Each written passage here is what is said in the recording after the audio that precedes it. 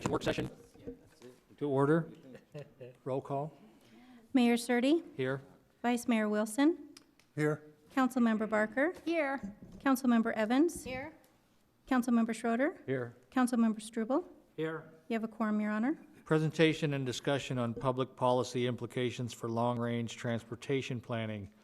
Larry and Emil.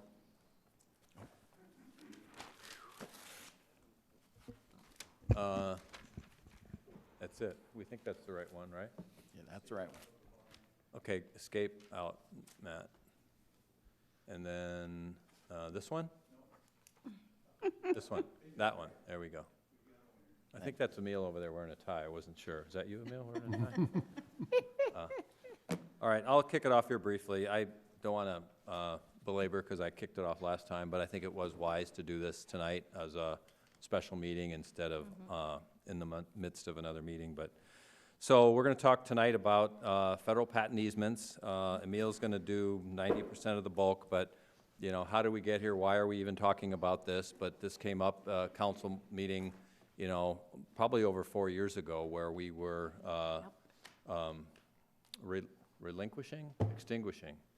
extinguishing at the request of some property owners federal patented easements. And so the question was raised, well, do we have an overall policy? What are the implications of extinguishing these?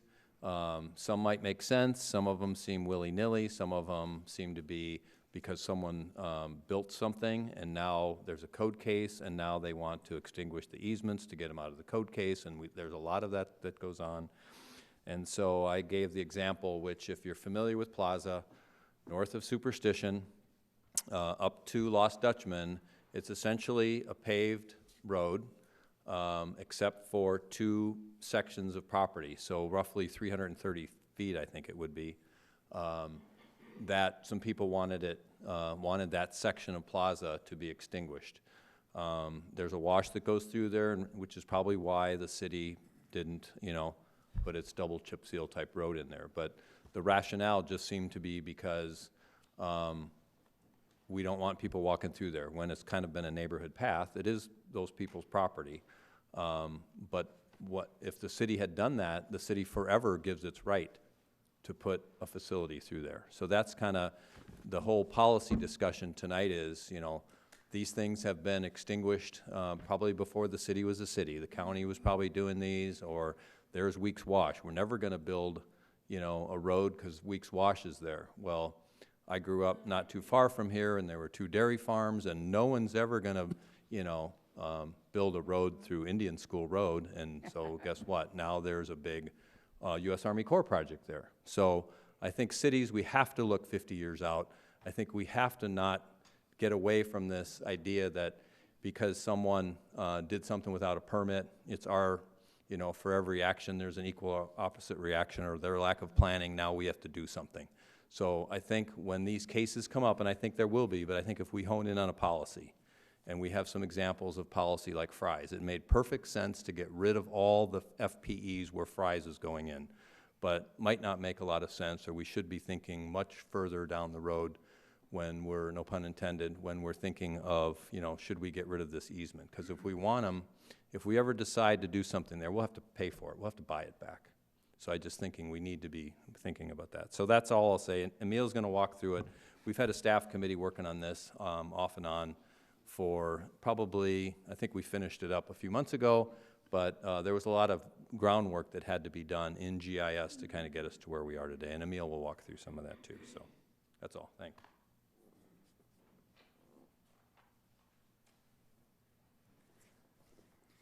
Good evening, Mayor Surtee, council members, Emil Schmidt, city engineer.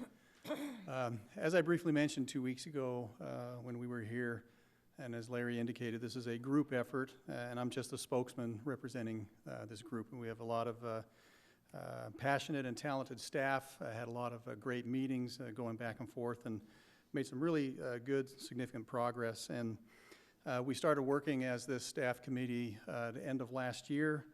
And we had all intentions to come before you in March, and of course things got, attention was diverted slightly, in other areas, but certainly appreciate the opportunity to be here tonight and be able to present this to you and where we're at. And also, I'd just like to let you know that this staff committee is working under the direction of Assistant City Manager Matt Busby, and he's kind of overseeing this effort. I would like to give you a brief history of federal patent easements. So if you remember, in 1938, there was a Small Tracts Land Act, which has since been repealed, but that Land Act basically gave the federal government the opportunity or the possibility to parcel up land to be sold, but by so doing, they would also incorporate what they would call federal patent easements, which provided or guaranteed these parcels to have some type of an access to some type of a public right-of-way. And it also provided corridors for utilities to use to install their facilities if they so choose. In our area, a lot of these parcels were created in the 1950s, so well after this Small Tract Land Act came into being.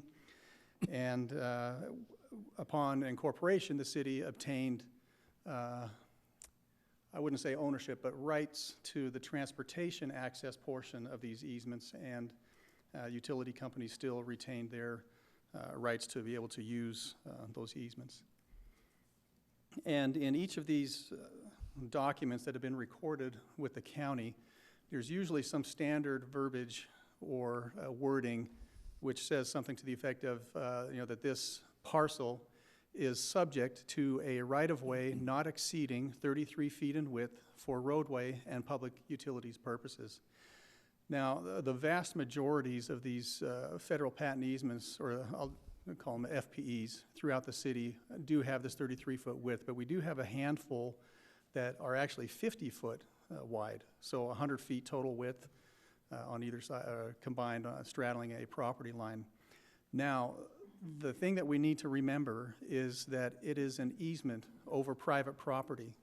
The underlying land is still owned by the property owners, and they still pay taxes on that portion that is an easement. The utilities that we have in the area, Salt River Project, SRP, Southwest Gas, Apache Junction Water District, the Sewer District, Arizona Water Company, CenturyLink, or formerly Quest, or formerly US West, depending on how far back, or Mountain Bell, how far back you want to go. And now we have Mediacom as well. These utilities have the rights to use these federal patent easements, these FPEs, to install their lines as they grow their networks and grow their systems to serve the residents in Apache Junction. Now, when we as a city, we extinguish an easement, as Larry said in his introduction, we give up our rights to use that easement area for roadway purposes. The utility companies don't necessarily have to do the same thing simply because we are extinguishing the road easement. The underlying utility portion of that FPE is still there.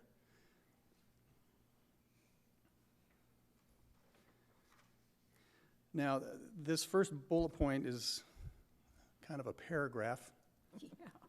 It is kind of long, but basically what it is saying is that once we extinguish an FPE, our rights to use that for roadway purposes is gone. Now, in some cases, we have these FPEs that are converted into a public right-of-way. And that's slightly different in the fact that when it becomes a public right-of-way, the FPE goes away for both the road and for the utilities. And in some cases in the past, when the city has vacated a segment of public right-of-way and it goes back to the abutting property owner, that the FPE does not come back into play. It doesn't reappear. It's gone. So that land is now unencumbered and can be used by that parcel owner. Go back and restate. Sometimes we have a public right-of-way where the easement is. Put it together for me.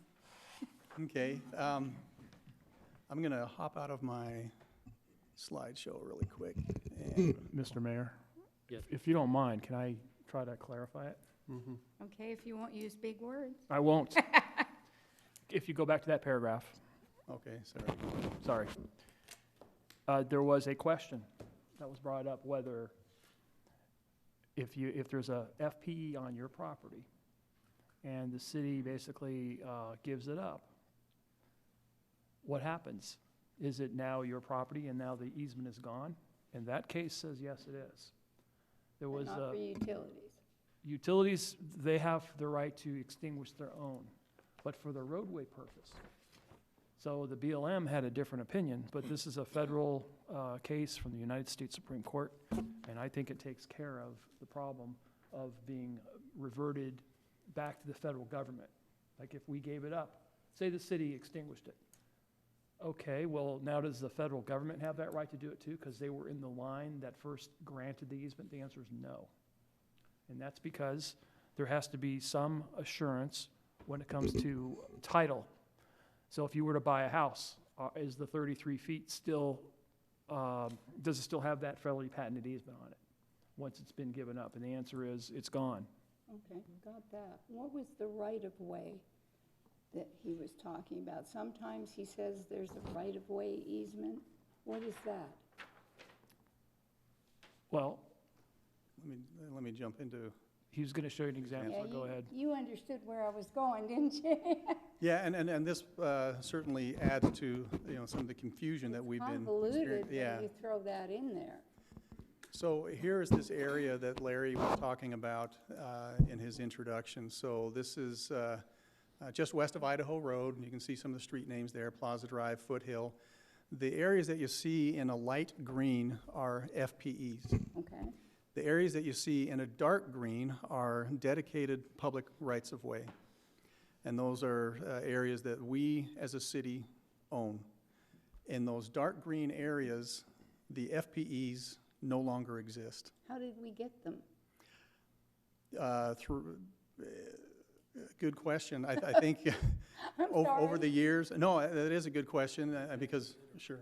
Well, it could be part of rezoning. By statute, the only time we can request right-of-way is part of a Okay, rezoning. I see. Historically, though, perhaps the city had a practice when someone was doing a land division and the people voluntarily said, okay, on Smoke Tree and Plaza, we'll make that dark green and we'll put the cutoff corner there for a vision corner. Okay, So, and then I also, again, we don't know the history of all of them, but when there's a rezoning, we can require the converting it really from an FPE to a right-of-way. I understand. I think where Emil's going with this example, though, is say on Foothill, that little segment of dark green, Right, say the city went through a vacation process. right. The point he's trying to make is if the city gave up the green, it wouldn't go back to light green. I think that's your point, is Right, it it doesn't would become an just be- FPE again. right, It's I've got gone as an FPE and it's gone as dedicated Okay, right-of-way. I understand it. Now, the term right-of-way easement kind of threw me. I was trying to figure out where that fit in with all of that you were talking about. Thank you for the explanation. You bet. And that does add to the confusion, a right-of-way it easement does. versus a public dedicated Yes, it right-of-way. does. I'm sorry, but my mind wanders. This shows Apache Drive going through there, but it doesn't, of course, right? That's one of the more contentious easements that we have Turn in off. the city. I'm still being contacted about that. So let me scroll down a little bit. So you can see, I turned off the easement and right-of-way layers for clarity, but you can see Apache Drive north of Foothill coming down with a maintained surface, ends here at Foothill. There isn't a maintained surface, although historically it has been used in variations by various people, but nothing openly maintained by the Public Works Department. And then you can see south of Smoke Tree that Apache Drive, a maintained roadway surface does continue. So here we have an area that is not opened as a public roadway, but it still sits within an easement. And that's the area that is always under contention. And this isn't the only one. We have several other areas throughout the city with similar situations.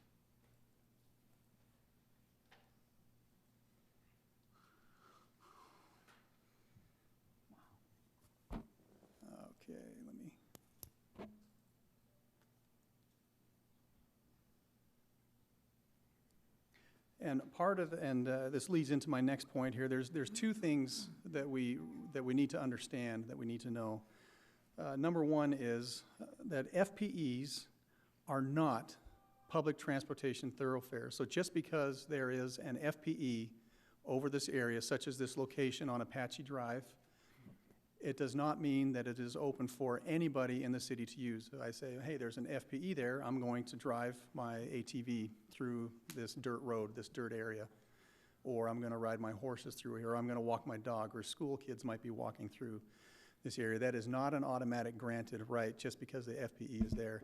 The FPE gives us, as a city, I guess what you could call a first right of refusal to use that area if we decide to open it up for a roadway.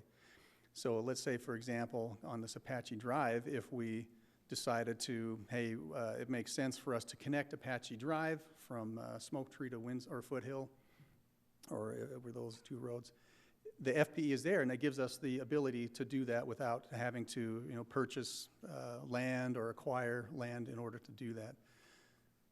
Now, the other thing that we need to remember, that we need to know, is that if a parcel is landlocked and there is an adjacent FPE that they can use to access a public roadway or access a public right-of-way, they are permitted to enforce that FPE if that is the only access that they have to a public right-of-way. But if there is another adequate means of access, then they cannot enforce that other FPE just out of convenience or because they want to, if that makes sense.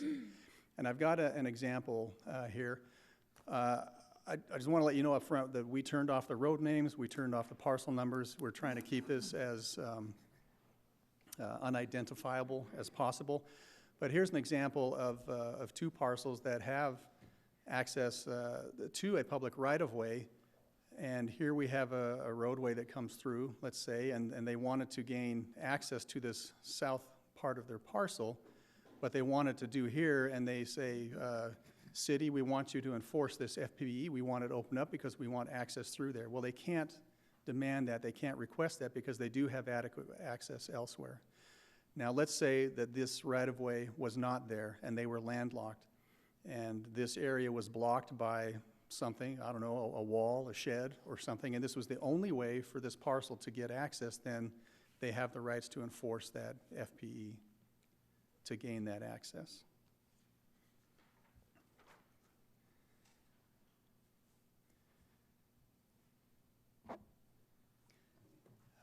And this is another, I guess, legal interpretation. If an FPE is not enforced, the property owners can always file in court or get some kind of an action for an implied easement or easement by necessity or adverse possession.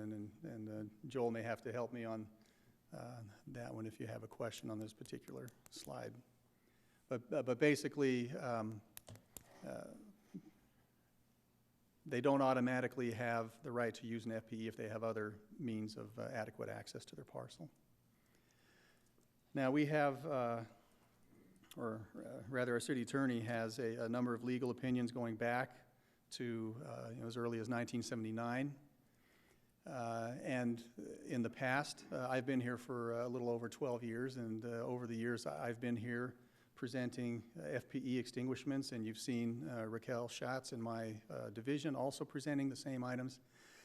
And as Larry mentioned at the beginning, at some point 4 or 5 years ago, I believe it was Councilmember Barker that said, hey, hold on, why are we doing this? It seems to be willy-nilly, without rhyme or reason as to why we are extinguishing these easements. And we end up with this patchwork of pieces that are extinguished, pieces that have not been extinguished, pieces that have become public right-of-way, and it's really difficult when we're trying to analyze or mitigate different situations that come up. Many years ago, we had a traffic circulation plan that focused on the Y area, so between Apache Trail and Old West Highway, where the purpose of that plan was to identify these FPEs and say, okay, this one it makes sense to keep, this one it makes sense to allow to get rid of, we need to put a road network here. But it was apparent as we were referencing this document years ago in our extinguishment presentations that there was no ground truthing. And by that, we mean that it was apparent that the consultant didn't come out to the city and actually drive and say, well, why did we say we need to keep this when we have a week's wash running through it? You know, and a lot of the recommendations didn't make sense, so we stopped referencing this particular document in our presentations. And at the same time, years ago, when Councilmember Barker said, hey, wait a minute, let's take a look at this, the suggestion was, okay, well, we need to take a big picture view. So instead of just focusing on these little areas one by one, kind of stand back and look at the larger area and see, you know, exactly what's happening when we start considering these extinguishments. What will the impact be? And so over the years, we had several categories that these extinguishment requests have fallen into. So there's a redevelopment, for example. So when Old West Marketplace was developed, there were some federal patent easements that were extinguished as part of their process. The AJ office and warehouses, a proposed project near 12th Avenue and Vista and Wickiup. Or if there was a project that was being built, but we also had extinguishment requests that came in because of neighbor disputes, you know, trespassing. And we also had a number of these extinguishments that came through that the reaction was, well, we need to remedy this problem. There's an illegal unpermitted construction. It encroaches into the FPE. Let's get rid of the FPE because it makes things better for that individual. And so here's some aerial examples. You see Old West Marketplace. In red, you can see the FPEs that were extinguished as part of their platting process, their development process. And then the AJ warehouses is in the center of that picture on the right. It's the inverted T. Those are some FPEs that have been extinguished. So in cases like this, it makes sense because it's part of an overall development.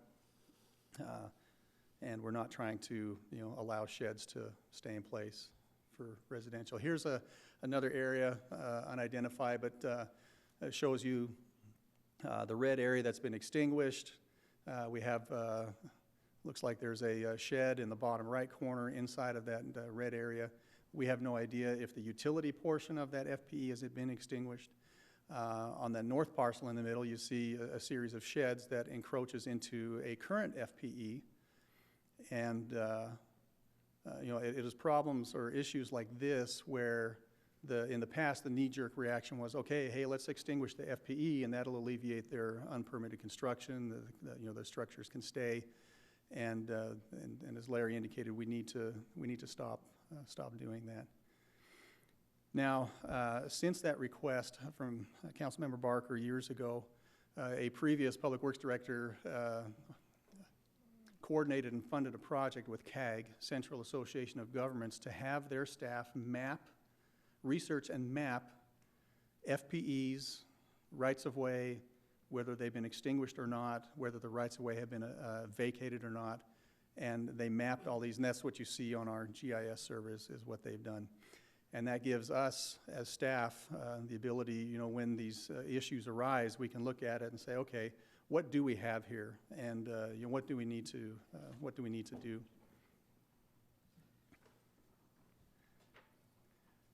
Now, since that time when we were asked to look at this wholesale, we've had several FPE extinguishments that came through, and the reason is because it's part of our city code. They are allowed to apply. Now, there's been a little bit of a pendulum shift in where staff is not recommending that you know, we move forward with these extinguishments, but when we do eventually present them to you, you have the ability to you know, agree with the staff recommendation or not agree with it.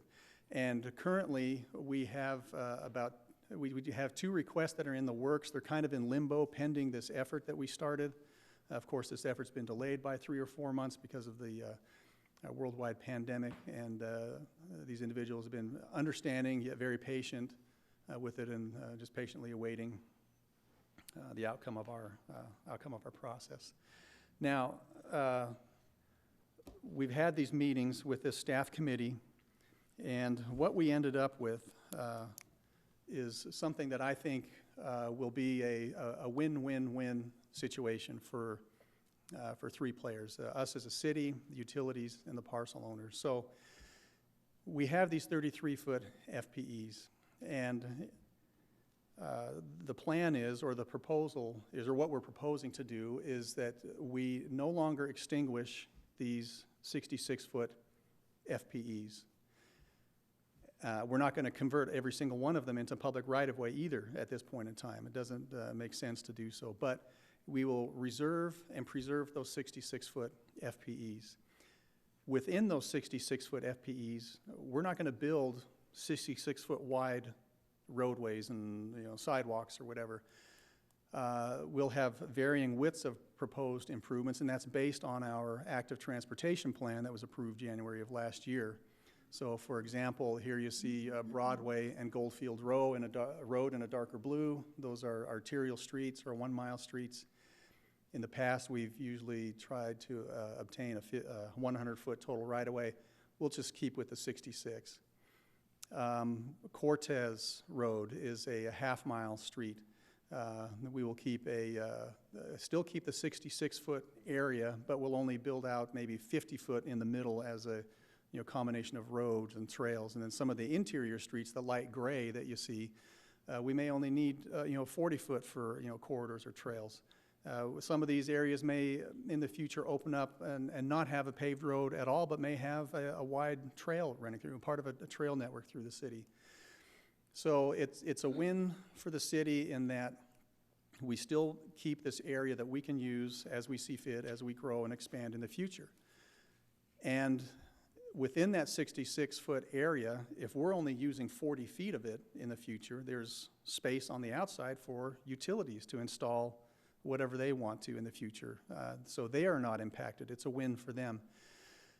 It's also a win for the residents because part of this effort will also include that we're looking at some reduction in setback requirements. So instead of getting rid of FPEs to allow sheds or structures to move closer, we'll look at changing some of the setback requirements, reducing those to give the parcel owners a larger buildable area.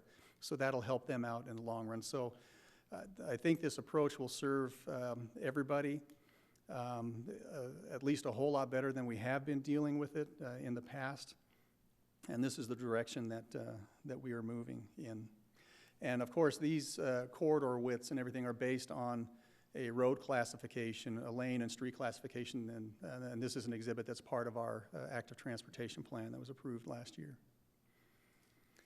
So what we are suggesting as a staff committee is, we need to take a longer view, a 75 to 100-year perspective. Now, we can't look into the future, but we can certainly set ourselves up to not shoot ourselves in the foot in terms of future staff or future city needs that we really can't foresee. We want to preserve that.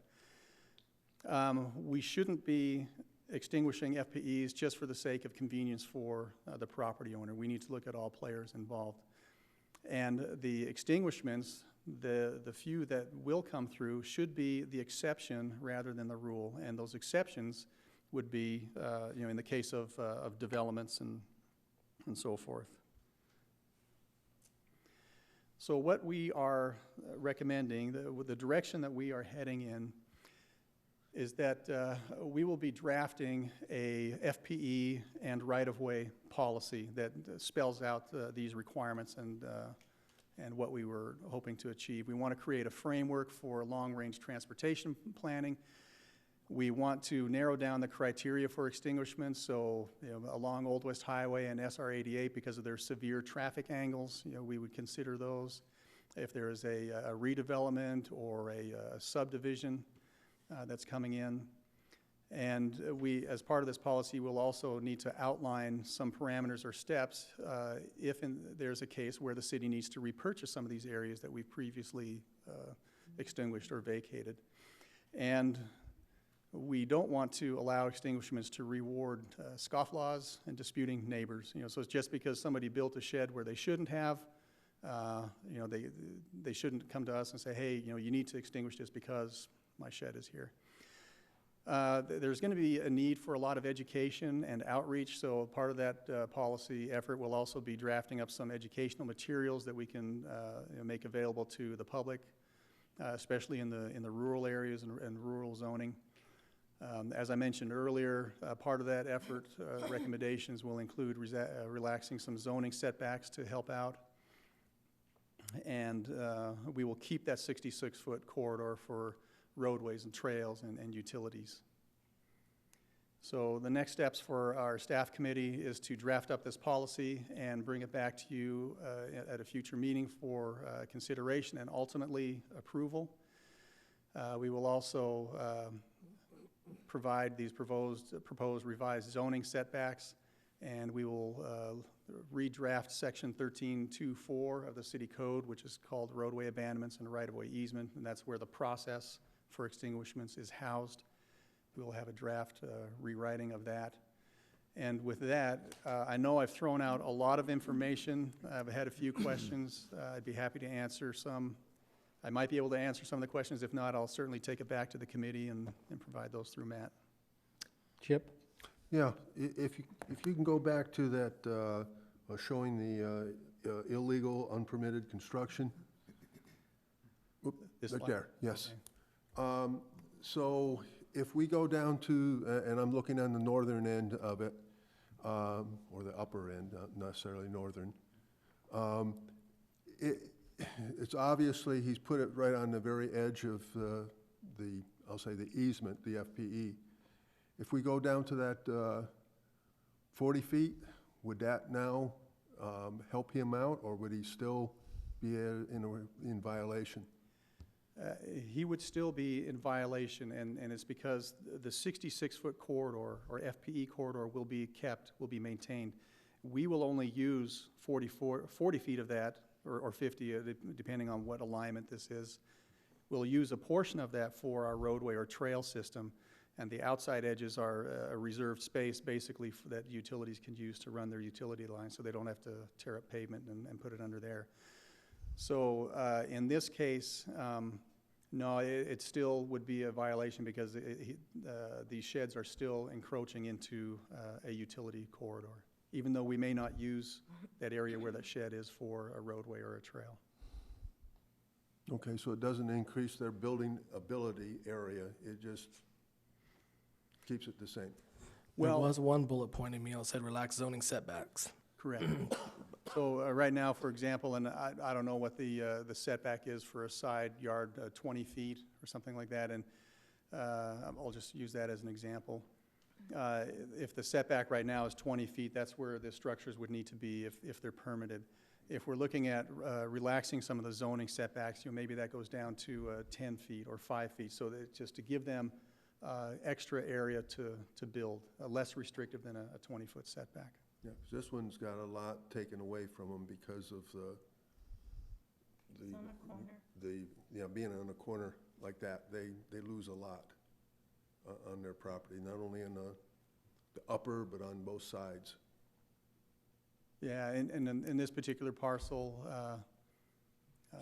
you know, this may be the front area, which would have you know, like a 40-foot setback, let's say, and if this is a side area, then that would have you know, a 20-foot setback right now, but, you know, we're looking at reducing those, Yeah, lightening those as well up. as the back end of the property is the same problem there. Yeah, It's not like the one that's down to the south where they got the abandonment between it, the two properties there. Okay. Gail? One of the things in going through this, we need to clarify, if you have an acre and a quarter property and you're zoned acre and a quarter, and especially someone on the corner, if you dedicate that property, you go down below the acre and a quarter gross size. Mm-hmm. That completely changes, so we need to clarify what would happen to the zoning of that particular parcel. Will it stay the same as the entire zone will? even though it has less property at this time. Yeah, and I think that may go to measuring zoning requirements from gross, not net, and maybe Yeah. Larry can. Well, for horse privileges, we've always done net. So if you had an acre and a quarter Yeah, and you, but for wherever, Yeah. I think I think- if someone comes up and wants to do this, we have to clarify that your net property line is the same, but your gross number goes down, so your zoning may be affected. Or it's may still going to not. be, I think it would be, our goal would be that it would not be. It's still RSGR. Well, and I understand go- that. Yeah, But I've talked to people who have talked about dedicating it because your taxes go down, because you have less land. theoretically, yes. No, they do go down when you do that. But they seem to think that we're taking something from them. Right, I mean, so in this example here, it was a 33-foot FPE that's now 33-foot right-of-way. So they didn't, it was their land, but they really was encumbered by these utility and roadway easements. Right.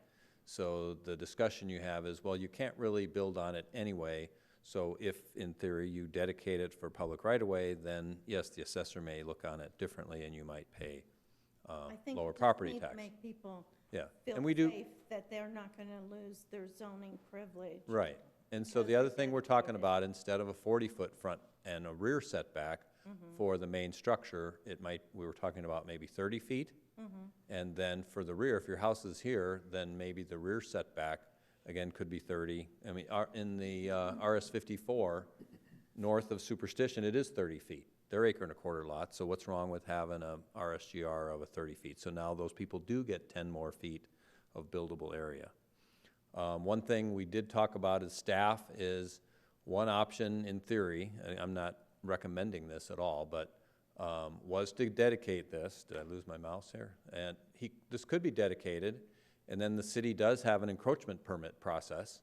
Now, if the city were ever to improve the road, sorry, you got to move your buildings, and you have to disclose that to a future buyer, but then they have to get insurance. There's a whole process for going through and getting an encroachment permit if it's right away. But this is the example, or one of many of hundreds of examples where somebody built something in an FPE, and now it's our problem to fix. Built all this without a permit, now it's our problem to fix. So again, that's what the education piece is all about, is, yes, did you know you bought an acre and a quarter, but on 3 sides of you, you have this 33 feet. In this case, this gentleman has 33 feet. So to us, the idea, some sort of middle ground was, hey, can we relax the setbacks to kind of give you some of that space back that is yours? Without a permit and without a survey. No permit, no survey, that's correct. Imagine that. So, yeah, we have other examples where it's common sense, like we were using examples on Old West Highway. If you look at, if we go out to that map, and we can zoom out, and we can show you on Old West Highway, I think, pick an area. You can see where some of these have already gotten rid of. You can see some that are really tiny that made sense. This is not to say that we're never going to do it again. Here may be another, this might be fine to get right away along Star Road someday, but we really don't necessarily want a road that's going to come out at a oblique angle to Old West Highway. So again, we're not saying never again, but we want to come back to you with a policy that would explain when it makes sense. We came by one the other day on Tomahawk and just north of 12th Avenue. I think it was right in here, Emil. We were dealing with the gentleman. There's FPEs, you can see, 8-foot FPEs. That there was a dedication of right-of-way, and now there's these 8-foot FPEs. We actually told this gentleman, go talk to your neighbors, and we think in this case it makes sense for the city, you know, maybe we want this cutoff corner here, and maybe we do here, but it makes sense for this 8 feet to come back to you. So this isn't all just about the city on some sort of land grab. We're saying, geez, that's 8 feet that really, there's a wash that comes through here. It's impacted where this gentleman wants to maybe put an accessory building because he has an 8-foot FPE on both sides of his property. And again, we're trying to use common sense here. There will be examples where we'll say, yes, this makes sense. This follows the policy.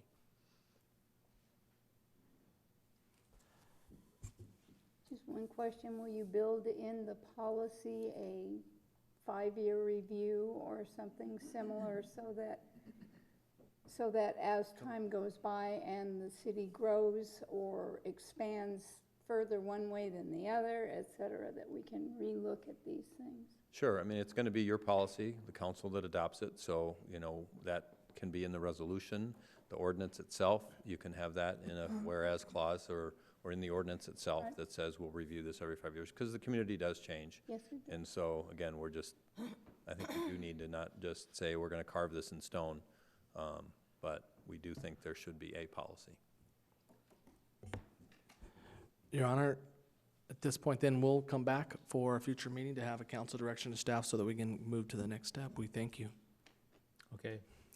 Yeah, many years' worth of information. Appreciate the attention and the patience. I really do. I look forward to coming back with a draft policy. Thank you. Thanks, Emil. Because of the coronavirus, we've not been doing a lot of tedious work that we usually do on work sessions. This is our first work session for almost 2 months, I think, so a lot of things are piling up on us. Presentation and discussion on fiscal year 2021 Public Works CIP and Street Maintenance Plan. Shane. He's so excited to do this. I'm always excited about street maintenance. That's one of the hats I do love to wear for the city, so. Woo-hoo. Thank you.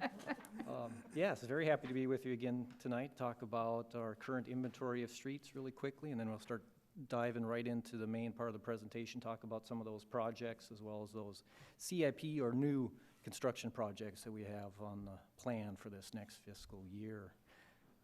So moving right into that, as you can see, Mike Weaver's up there too. You explain CIP. Yeah, new construction. So I'm usually the maintenance. It stands for what?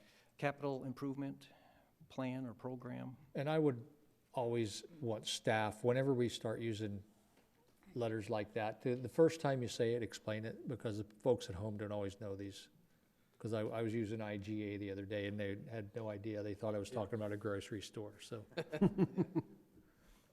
Yes, I am a person known for acronyms, and I tried my best to explain them soon off, and I was going to start talking about street maintenance and the new construction or the capital improvement program here. So we'll get more into the details with that, but first I'll cover an update with our street inventory really quick. I know I've been before you guys before, so I don't want to get too deep into that. One thing I want to point out is I do have some slides, so I like to show off some of pictures of our projects from the last year, so I'll do that as we go through. Also, you do have a colorful map, so I know you look forward to my presentation because you get the colorful document, so that's before you. So when we start talking about these projects, you'll have a better reference point than the map that I show on the screen, which really gets hard to see, and even on those oversized documents, they get pretty busy too. They're hard to see, but a lot of you actually know where the main roads are, so I think it gives you a better reference point where some of these projects are at. So when we measure our condition of our streets, we're talking remaining service life. It doesn't mean a road lasts 20 years. When I say an RSL of 20, as you can see to the right side, that's a newly paved portion of Ironwood that we just did this last year. You can see we added the bike lanes. So we rate that road as a RSL remaining service life of 20. To the left is actually a portion of Idaho that we did the year before, and that had a RSL of less than 2. So lower the number, worse stresses there are. And what we try to strive for, our level of service, that LOS, like I said, I'll use those acronyms and I will try to define them. We tried to achieve a level of service of 14, or at least that's what our goal is. Have we ever reached 14 since I've been here? No. But sometimes goals are not necessarily to be achieved, but to actually strive for.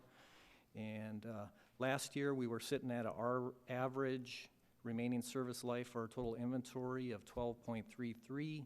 And we did go down. Our inventory got a little bit worse this last year. That was somewhat expected. Main thing being we've had 2 wet winters. Water is probably the worst thing, so the wetter our season is, you will definitely see it in our distresses that our roads. Also, you know, we don't have necessarily the funding exactly we need, and we've talked about that in depth in years past. However, the good thing is we've been able to achieve that RSL around 12.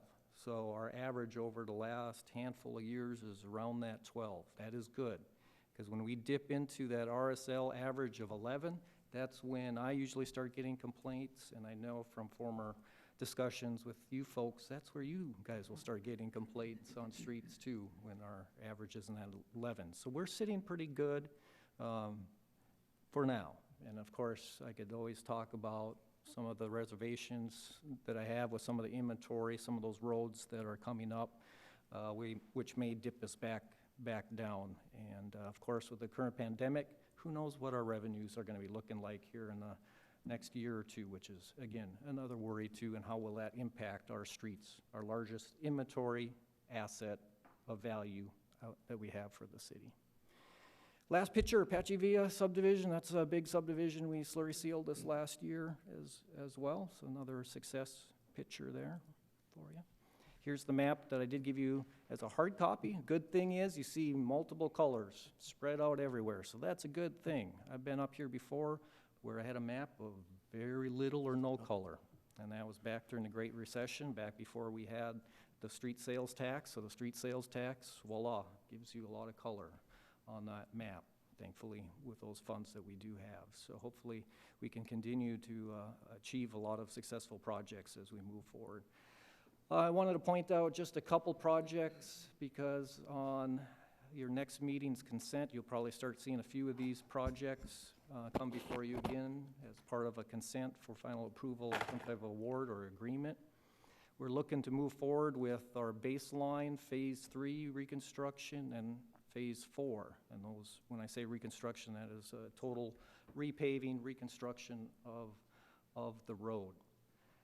Those streets are falling apart. They needed to be reconstructed a couple years ago. So we're looking to try to get that as soon as possible after the start of the next year, probably be happening this fall. Hopefully try to get the majority of the work done before the winter visitors come in. Also related to that project is these fog seals, these purple. So that's another project that I want to go at the same time, so the contractors could coordinate the reconstruction with the adjacent fog seal on Idaho and baseline right there.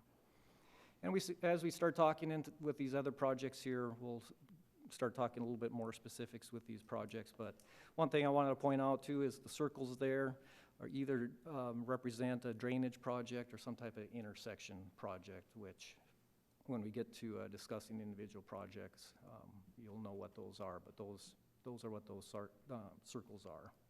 Not necessarily related directly to streets, but some type of drainage project as well. And if you do have a question, you know, I'm sort of going fast. I have one question. Go right ahead. So if we go back to that map, is that the one on, so Tomahawk and Baseline, is that red? Yeah. So that's reconstruction? We're looking to reconstruct through the Tomahawk baseline, so Now, people have isn't that concerns. intersection, isn't Public Services responsible for fixing that roadway up right there? Under the contract for the landfill, wasn't there something in there about keeping the roads up right around that area? The entrance area. I think the entrance, Mike, aren't you working with them on the entrance that is part, the working on entrance. not the entire part of Tomahawk though, Yeah. but that entrance part of The into the entrance landfill. part to the freeway. Right? That's just turning into the, Right. The so entrance, this, The general entrance area. is coming down Correct, Tomahawk. just the entrance to the This is dump the itself. part they're yeah, that responsible for. piece of it, right, Yeah. yeah. So they're just responsible for Tomahawk then? Yeah. All right. We'll double check that, but I don't think they're responsible for Tomahawk from the freeway there. They're responsible for their entrance. Cool, because I know that is a terrible intersection. It is right there. it is Quite it sure is it has falling a lot to do apart. with the garbage trucks. It is completely falling apart. So Mike, we're working, is that part of this project? I would agree, I think it's the entrance itself, but we will look at that. I thought they had a piece of tomahawk. I thought they had a piece of tomahawk. I thought they had kind of like little cross. Also, one thing with that, Phase 3 of Baseline 2, we're looking at changing alignment of Baseline 2 to better reconfigure trucks into that intersection, because we do have a lot of issues with big semis making turns into the, and they swing way out into the opposing lane to make that turn. So with that realignment that we're looking at there will help the configuration of that intersection better, along with the confusing striping on the westbound coming into the intersection from the west. We'll be reconfiguring that striping then once we realign the road. All right, I'll be moving on. All right, just talking real specific on projects here, but not too specific. And I want to throw my disclaimer out here, and you guys have heard it many times. Timeframes and projects, there's a lot of variables out there in play that we may be postponing a project or even canceling a project. So just beware if you're asked by constituents about projects, if you communicate. I rarely tell people if something is going to for sure happen. I always communicate we're planning to, but things may happen where we might have to postpone a project or delay a project due to weather or funding. Asphalt is very volatile, so sometimes what happens is we start moving forward with construction, and we find out the quotes for the bids come back quite a bit higher than when we put the estimates together for the budget. So it's one of the big reasons why some projects get pushed to the next year. So the slurry seal projects that we have on the map that are green, we have 3 subdivisions that we're looking at. Some of the subdivisions we're looking at are in the fall of 2020 and then the spring of 2021. During that time frame where it's not too hot but not too cold. I can't tell you right now which subdivisions I'm going to be doing when, because I'm looking at current project load right now. But those were the 2 time frames that we're looking to do those slurry seals. Fog seal, as I mentioned, we're looking to try to do as soon as we can within this new fiscal year, fall 2020. Crack seal, some done by a contractor, but majority done in-house. And we usually do that 3 or 4 months over the winter months when pavement shrinks and the cracks are at their largest. That's why you'll see our melter out there trying to get that done during those winter months. And then the chip seal projects, taking advantage of that spring window of ideal weather for our chip seal projects. And again, our chip seal projects are projects that we do a lot in-house, which we like to do on those rural, more rural roads out there without the curb and gutter. I have a quick question. Yep. This is kind of what is fog seal? Fog seal is just a liquid type of asphalt. It's very thin. It's almost like a paint. And when you see the fog seal is usually when the pavement is only just a few years old. That's usually the first preservation treatment that you do after you pave, within maybe that 3 to 5 year range after you pave. And then just quickly, a slurry seal you might see around that 10, 12 year mark. And then an overlay getting closer to that 15, closer to that 20 year mark. And what the fog seal is, it helps rejuvenate that top layer of the asphalt as well as combat the sun. Next to the rain in Arizona, sun is the biggest danger to asphalt. Where up north, it's probably freezing, moisture, frost, and rain, but down here, it's definitely the sun. All right, moving on. That's for our preservation, maintenance, reconstruction. As I mentioned, this is where we look at paving, redoing that actual asphalt concrete. As I mentioned about baseline of phase 3 and phase 4, looking at this fall 2020. So baseline is going to be very busy towards the end of summer, going into this fall. And then another start of another phased reconstruction project is Lost Dutchman. Parts of Lost Dutchman are starting to degrade really quick, and it looks like it's degrading the worst from the east. So that will be our first phase is SR 88 through the Tomahawk intersection. We'll probably be working our way from east to west here over the next few years for Lost Dutchman. And then we have some smaller local roads collectors, Valley and San Marcos, a couple smaller segments, and those we're looking at paving in-house. Again, trying to do as much maintenance in-house, we save some money by doing some of these projects in-house. And that is it for street maintenance questions. Before I have Mike, Mr. Weaver, he'll come up and talk about the capital improvement projects. And again, a couple slides here of a past CIP project this last year that we did, before and after. You could see the real wreckage on the left side and see what came of that with our improvement on the right side. So before I leave, though, any more questions on the maintenance side? All right. Well, again, thank you for having me up here, and I'll pass it over to Mike. See, your wardrobe is improving. It's hard to get out of the t-shirts, but here I am, yes. Mayor, council, just go through a few projects coming up this fiscal year. Apache Trail medians, we decided that it would be a good idea to get the curb in before we do the work after last year's disaster in September. So we're gonna work on the area from Ironwood to Gold. It's already curbed. At the same time, this year we'll try to get the areas we've completed curbed, as well as prepare for next year to get another section curbed so we can go in and work on that. But that'll be the object. Get the curb in first and then do the medians. And then so we're gonna do Ironwood to Gold, and then there's probably 4 sections in between there and Village Inn.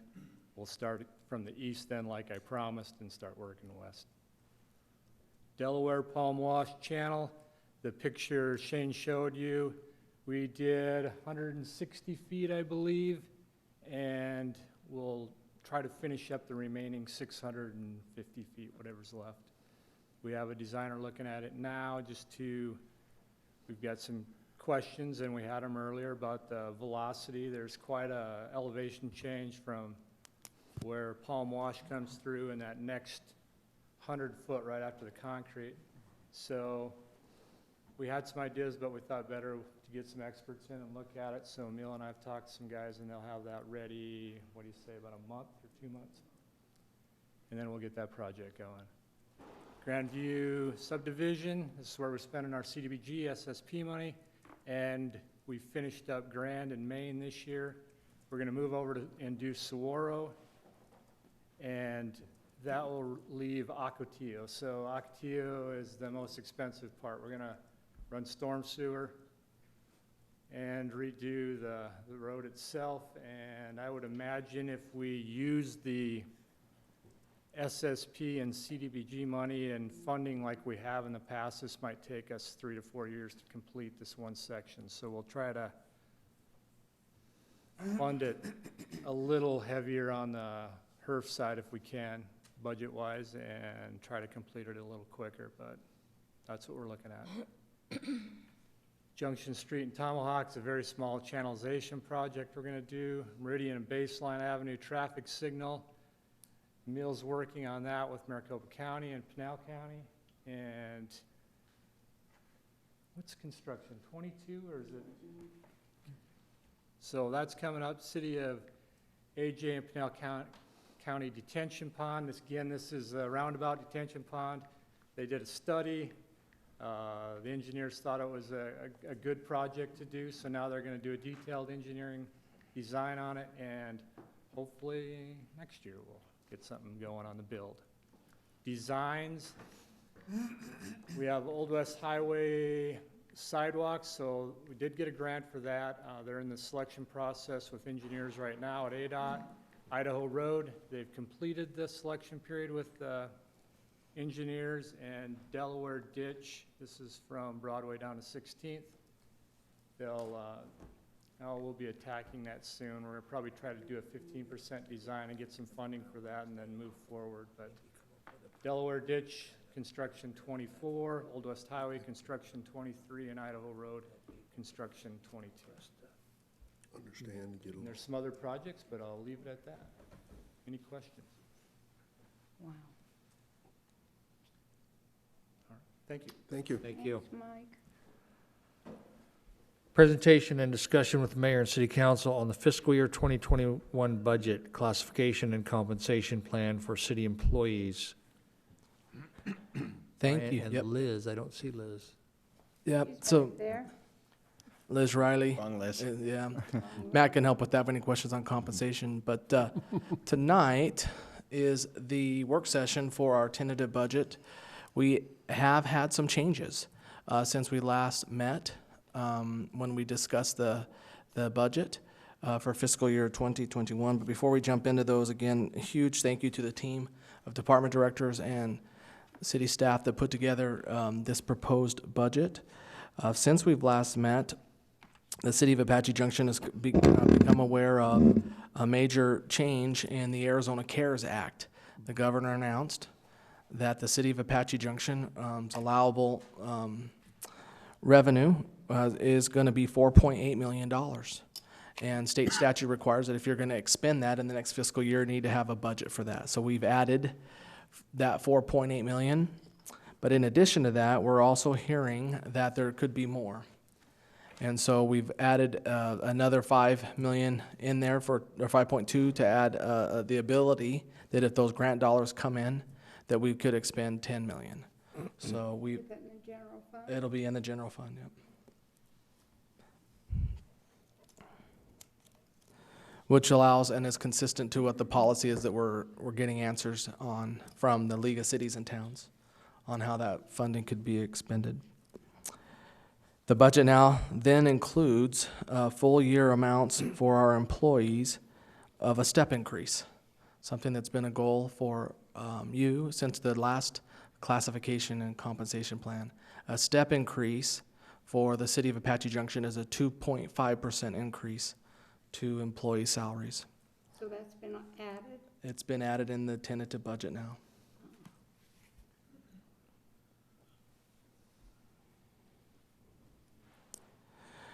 We've also received notification from the Department of Justice that the city of Apache Junction is a recipient of the Community-Oriented Police Grant, known as COPS Grant, for $1 million for 8 new officers. And so we need to put aside an expenditure to allow for that process to continue. And congratulations to the team and chief for your work on that grant. What expenditure will we have for that? The officers, so So we have to share in the cost or the expenditure for it. So we'll get, the first year, Okay. the federal That's government what I was covers asking. 75%. So we have to cover 25% in year one with the general fund. Year two, it'll go to, I believe, Chief, 30% that we'll cover. Year three, it'll be 45% that we cover. And then year four, part of the grant is we'd cover 100%. So it's kind of this ramp up. So it's, yeah, we. So So it'll- we had to account for that and show that in the budget, Yeah. for both the federal for fund side. both parts. You and have the to general fund side. account for the grant funding though, Robin. You have to account for both the revenue side of the Okay. Right. grant, I see. no matter what, and you're still gonna have to expend the 25 to 50%.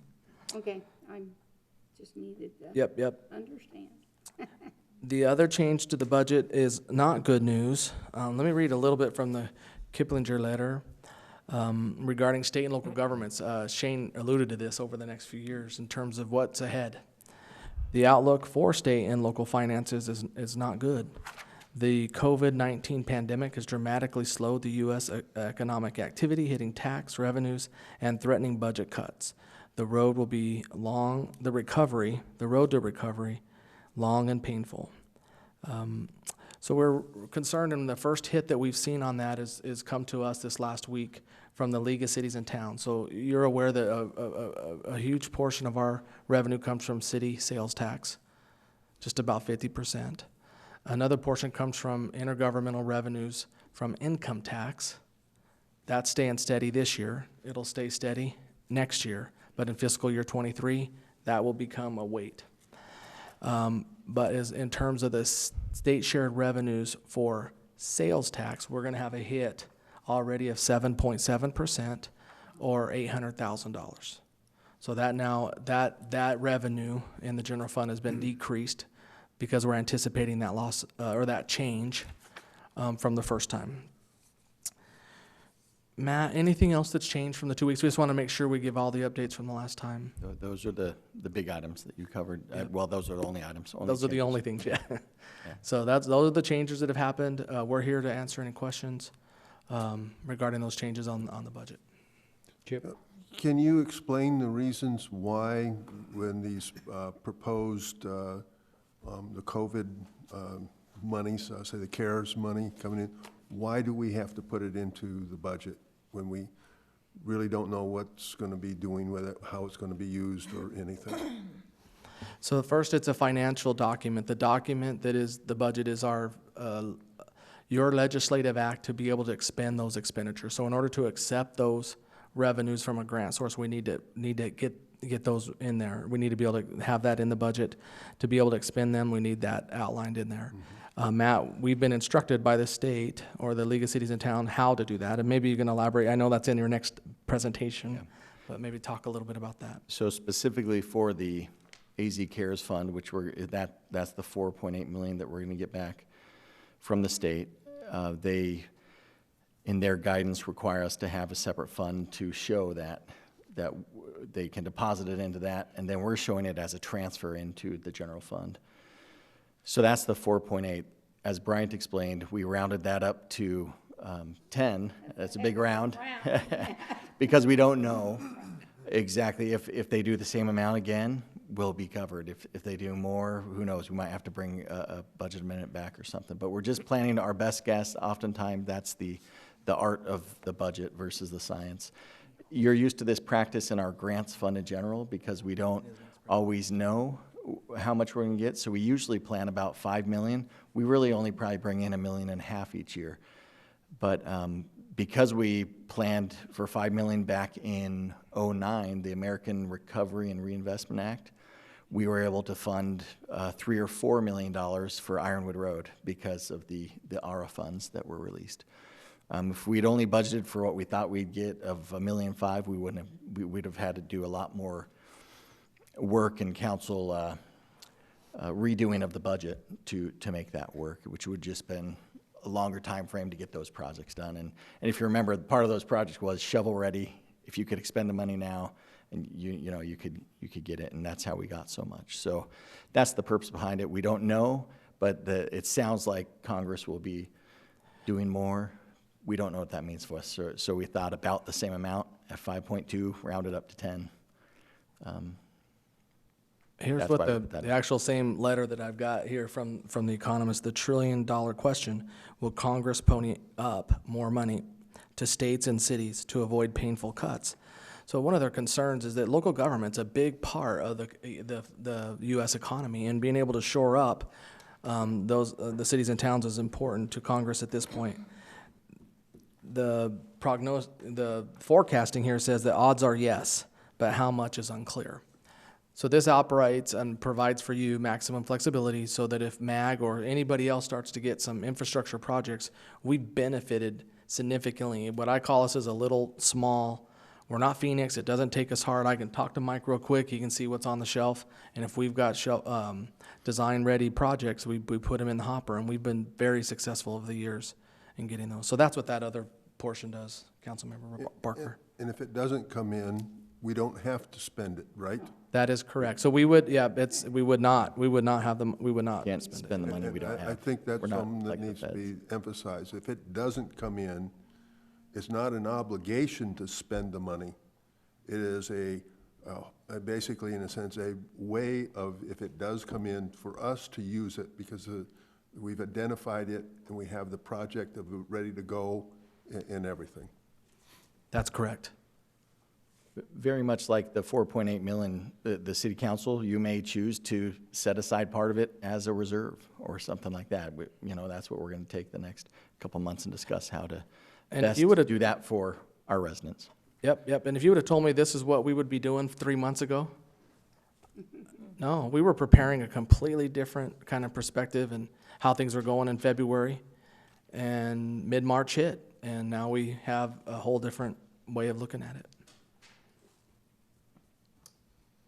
That concludes my report. Tomorrow night is your opportunity to review and consider and possibly pass the tentative budget. Okay, tentative, yeah. And Matt, explain how that works. So there's a tentative and a final. People might not really Yeah, understand. per state law, cities are required to adopt a tentative budget, and that's just a word they use in state law. Then we have to publish what you adopt as a city council for 2 weeks, is that right? And then you can adopt a final budget after that. So that's just the process in state law. And we can never go above that after the. Yeah, so the final budget you couldn't adopt a final budget higher than the tentative budget. You could adopt one that's lower if we found estimates were coming in lower or something like that. Any more questions? Okay, thanks. Yep. Discussion and update on the qualified use of pandemic-related expenditure grant funding recently made available through the CARES Act. And I'm to kick this off. So we decided last time that we want to discuss this mostly in the open. And so I'm hoping that staff has some reports back on what other cities are doing. I watched the county meeting, and they are trying to get $15,000 for different restaurants and businesses that suffered. I think that a bigger sense of urgency should be placed on that, even though that's a smaller portion of these funds. Those are the people that are in danger of possibly losing their business over. It's hard to survive here in a normal summer, let alone in this summer. So if that can kind of go on the front burner, I think that could help to save some of our businesses. So with that, anyone else want to kick it off? Robin? Yeah, I'd like to see our nonprofits get some of this to help keep them going. I know that several of them are running low on funds at this. Especially the ones that feed people. Absolutely. Yeah. Some of them are getting into a position where they don't have quite as much as they had hoped to. Yeah, and more people are using the food bank than ever before. I think they're overburdened. Yeah, Genesis has the same problem. More and more people, they're not homeless, they simply don't have the money to feed themselves, so. Anyone else? You're on. Yes. Well, I hate to follow helping struggling businesses and feeding people, but I know one of the concerns about going into the Dark Skies initiative is what it's going to cost the city to potentially upgrade any of the lighting that we might have to get this thing rolling. I'd like to see some of that monies, if possible, kind of be set aside to maybe help upgrade any sort of lighting we need to get the designation. I think it would help tourism, and I think it would be really good for the city. Anyone else? Well, Robin, or Bryant, can we go to? Yeah, let's jump into the Staff. presentation. We can talk a little bit about what we've learned in the last couple of weeks and what our goals are for the next, for our next meeting. Yeah. So just quickly to review, the allocation, like we just mentioned, the last item is 4.8 million. As the state has set it up, that requirement of us tying it to the salaries and benefits of our police force will fulfill the requirements of the federal CARES Act.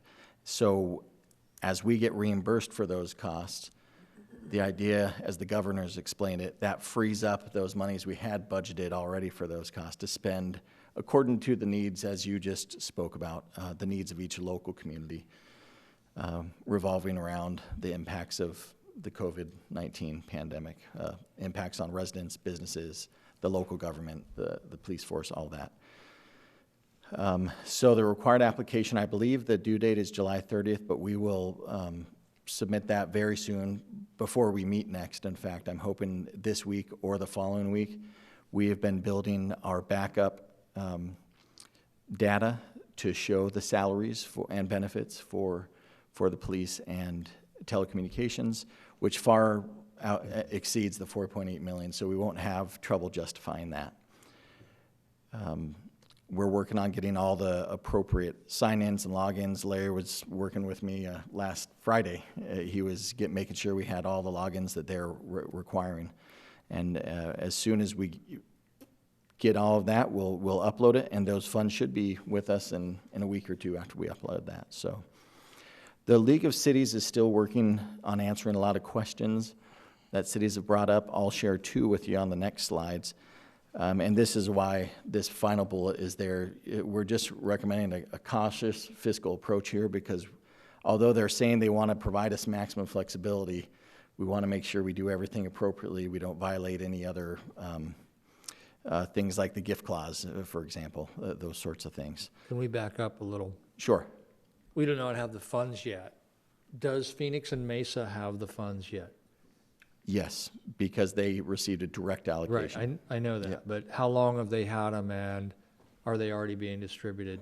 I don't remember the exact date they are being distributed. I believe it was in March timeframe that they received. Maybe it was April, but we read a lot in the newspapers about Mesa's distribution, how they did that.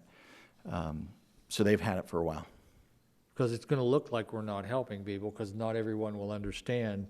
You know, a lot of people don't understand the borders and how come they're doing it and we're not. So, Al, you might need to do something. Yeah. And that we started immediately after we found out during the last meeting. We'd found out about 5 days before the last meeting when we first discussed this. So it's been happening fast, and we'll get more information out there just to make sure people understand that.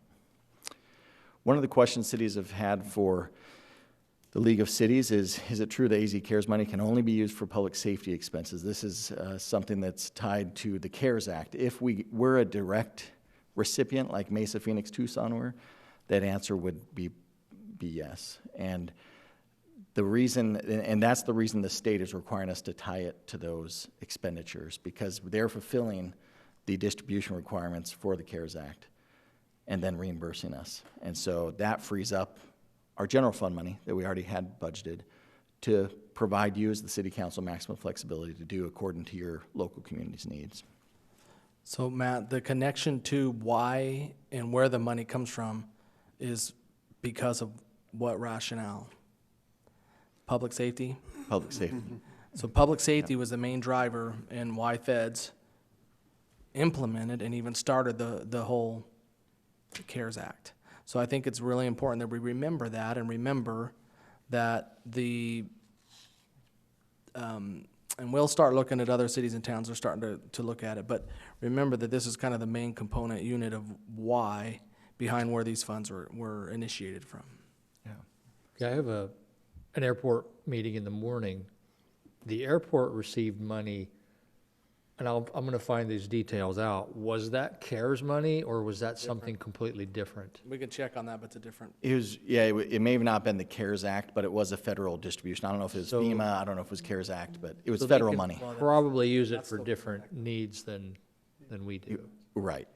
They'd have different obligations, different requirements. I will try to get some details on that also. Yeah, and I think there were different amounts for different reasons during there was 4 or 5 different Congress allocations. Mr. Stern reminded me that the part of the reason for Mesa, Phoenix, Tucson, Pima County, and Maricopa County is those are the 5 state and local entities, and within the state, local governments that are above 500,000 in population. So it's kind of a little bit like the CDBG process where you are able to do a direct connect when you have a certain population. And then the state got the rest of the CARES Act. And they utilized this process to get it going. I'm looking forward to seeing a little bit more about Mesa again and Casa Grande and other cities and towns, how they've allocated by percentage these focus areas, like the nonprofits, like the business assistance, like public safety and revenue drop. Yeah. And that gets to this, this is the last slide. The other common question that the League of Cities and Towns is trying to get better answers for, there's some concerns about gift clause because this is technically freeing up general fund dollars from the local government. How is this viewed if we do give it to a business or an individual to help with utility bill or a mortgage or whatever? Does that violate the gift clause in the Constitution? And the Attorney General isn't giving an answer right now. So that's why we're just saying we need to exercise caution. Mesa could do the businesses or everything, and Tucson and Phoenix could because they are tied to those federal requirements. This is creating a little different dynamic for us. But most certainly we're looking and keeping an eye out on everything the cities are doing. The league is keeping us posted. And we're, first, we just want to ensure we get the funds here. And then second, the city council will work with you on what's best for the community. So we already have internal staff meetings set up to start discussing and come up with some recommendations for you over the next month or two. And we hope either at the next set of meetings or the second meetings in July, we'll have a good recommendation that you can start actually considering, discussing, changing, editing, whatever you all see fit. That's all I have, Brian. I don't know if you want to add to anything else, but that's my update. Yep.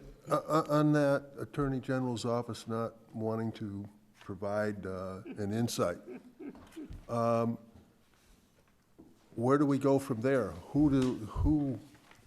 Because that is a question, and of course, that's some of the questions that I've already received. Mr. Mayor, if I may. Yes. Yes. Well, let's first talk about the reason why they won't chime in. There's something called House Bill 1487, which allows a legislator to essentially complain about something the city has done. And so the complaint goes to the Attorney General's office. So that's why they feel they might have a conflict in the future. So at this point, they're not going to give any insight, even though it comes out of the governor's office. The Attorney General advises the governor. So at this point, it'd be legal counsel, so that'd be me at that point. And there might be, maybe they will open up, maybe the governor will provide some kind of checklist. I don't know if they're going to do that, but hopefully they do in the future. So is the league then going back to the governor saying, we need some help in this? I think they have. Yeah, they're constantly communicating with the state, especially the governor's office, to get clarification, to get good processes and procedures and clarification for all of this. Okay. Yeah, and on that one, as soon as if we were to hear that, we would forward it on to you, because we'd want you thinking about what that difference might make in terms of our allocation. I think this came from the league late Friday evening or afternoon, so. Okay. And that's all I have, Mr. Mayor. Any other staff want to weigh in? I'm sure there are. Okay. Hearing, Anyone else? All right. With that, we will be adjourned for several meetings tomorrow. That's right. We got 3 tomorrow.